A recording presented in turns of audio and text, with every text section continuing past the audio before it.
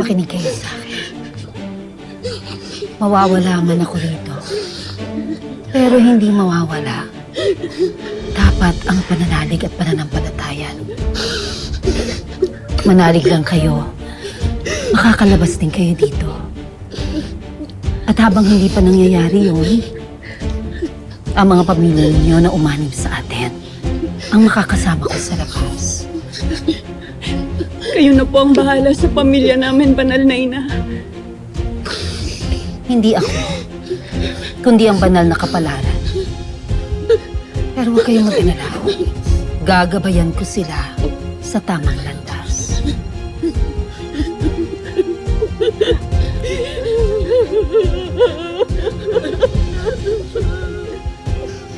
At sa paglabas ko, ipapalaganap ko ang banal na utos ng Banal na Ina.